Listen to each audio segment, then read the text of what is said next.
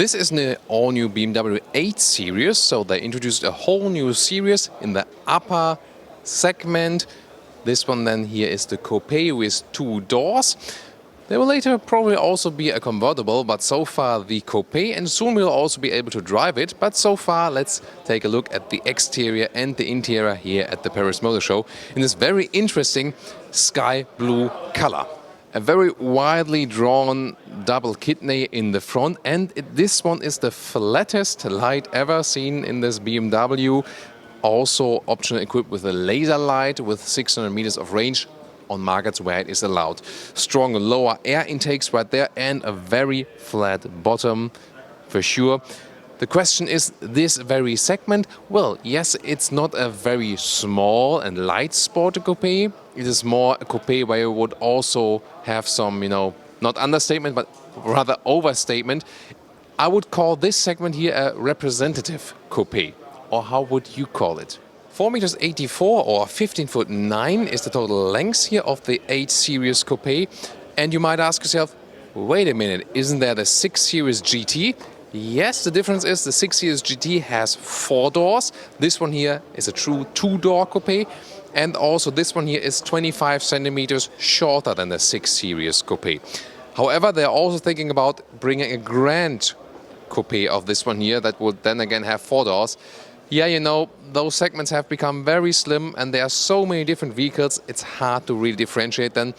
Best is to watch Autogefühl to really differentiate them.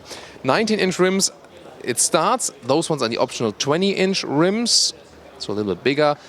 But the tire lip is protecting the rims a little bit. I like that.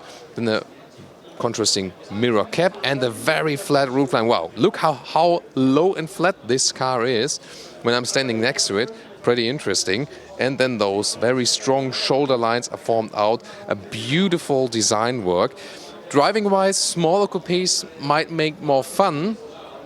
But of course, if you think about design, you can play a little bit more when you have more length to play with as well. What do you think about the design? So the rear, Holger has taken a shot here in the mirror. Very interesting because the car stands so close to this mirror wall. It's a very interesting rear for sure because this rear lip is basically forming a wing. But it's, I think, so elegant that it doesn't have a separate wing. That's a good decision. Also the tail lamps accentuate the width of the vehicle. This is the M850i, by the way. This car also comes with all-wheel drive, also a rear differential lock and the progressive M steering. So all the sports equipment come directly with the petrol engine, at least with this package. And for the petrol you can also then get a special feature, the anti-tilt function for the M suspension. Well, it will not be available for diesel. Soon more about the engines. Let's take a look at the lower end here. This is basically a comp grille, and interesting that is not pure black plastic. This also has a shiny surface, so great details. And well, the real exhaust tips are fake. Also, well, that would be too big, but on the inside you can see then 1, 2, 3, 4 pipes. Maybe you want the car rather in black, that's how it looks like. I always like to show you different colors. And there's also a carbon package available. For example, we have a carbon fiber roof on this very vehicle here. What's powering this thing? Beautiful design here also. 4.4 liter V8 with 530 horsepower, 3.7 seconds to 100 kilometers or 62 miles an hour. And alternatively, there's a 3 liter R6 diesel with 320 horsepower. And 4.9 seconds is the acceleration figure. Most probably this one will be rather bought than with a petrol engine because consumption might not play such a big role in this very price segment, and you probably also want that V8 sound. But both are for sure available. Maybe the diesel if you are really commuting long ways with this vehicle as well. The black vehicle is, for example, a diesel we've shown you, but of course you can get either color with either engine. Let's take a look at the inside here. So you have really a good wrap around the door. Everything is pulled tightly. Also a streamlined design. Here this is the so-called Hofmeister Knick, the design language of BMW, which was introduced with the coupés. Very interesting from the rear windows. Well, big bottles will not really fit in there. Then the entry cap, also says, we have a carbon core. Wow. This is the 850i. The interior, here also with the M Sporty steering wheel, and sadly there's only animal skin leather available, no alternatives. Especially since it's also a sporty car, there should also be some alternatives being offered, for example microfiber or a fabric sporty seat. But the styling and the form looks pretty fancy, that's for sure. And I'll also check it on the inside. So let's get here. And well, you sit relatively low, but the seat form is indeed quite cozy. And it is a big car, but you still don't have too much room. That's maybe the downside. I'm 1.86 m or 6'1", and there's still some headroom left at least. What is cool that the whole seating, also the A-pillar, is covered with microfiber. That's really cozy and also has a great racing style. You can adjust the steering wheel in an electric way. Here we go. And also the visibility to the front is a little bit reduced. And you know, here on the motor show, I see that as a trend, as designs on the exterior become, let's say, more aggressive, even sportier, and they will say, yeah, you know, the design now even sportier, but when you look from the inside, your visibility to the front is being reduced. You have to bear that in mind. Interesting finding here. So, I think I found a good seating position here. Pretty cozy, but at the same time, very sporty. You are basically caged in a little bit also here with the middle console. Definitely oriented on the driver. And here also different interior color. Well, I think red would be a little bit too much for me. Is it for you? Also take a look at the seats here.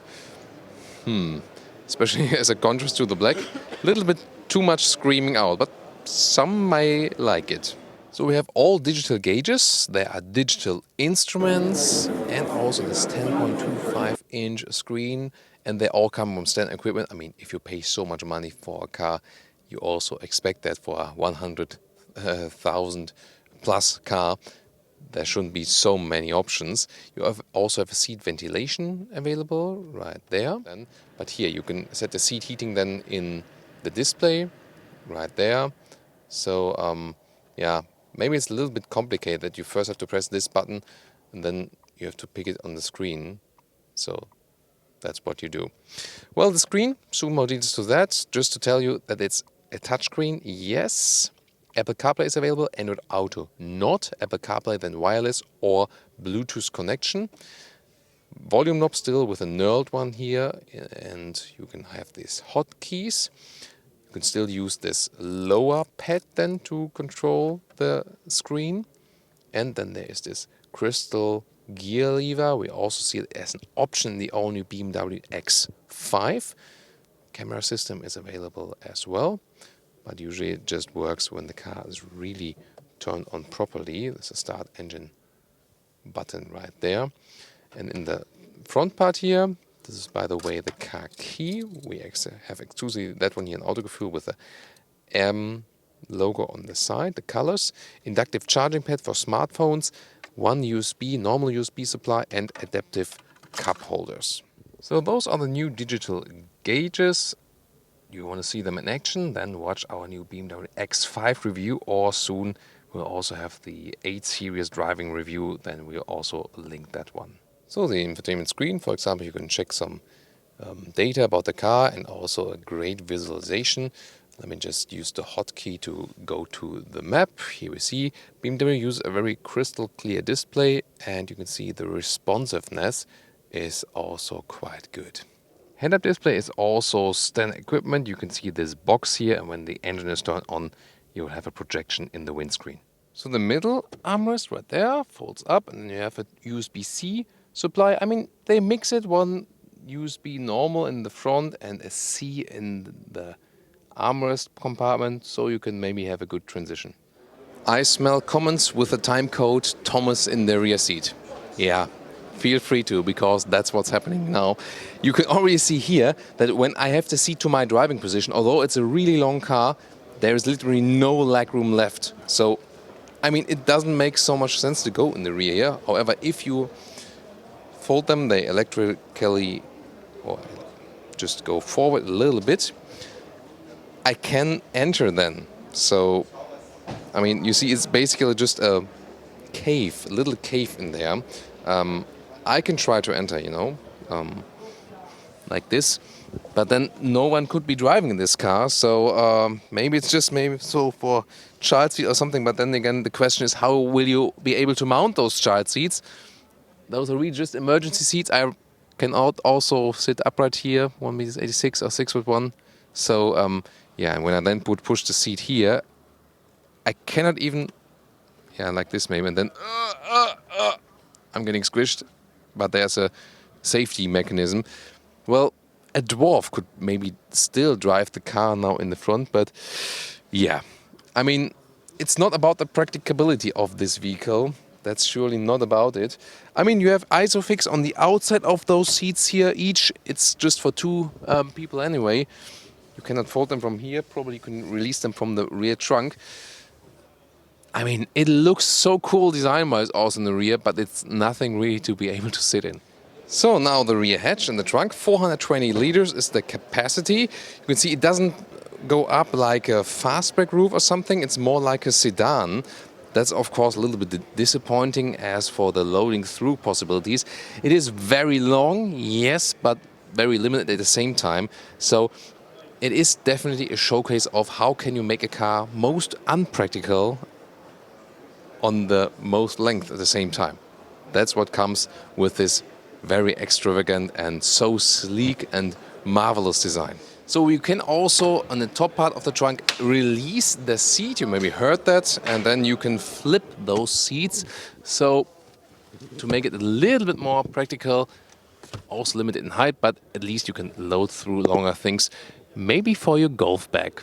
And now to our conclusion, this one here, the new 8 Series, surely among the most beautiful cars here on the motor show in Paris.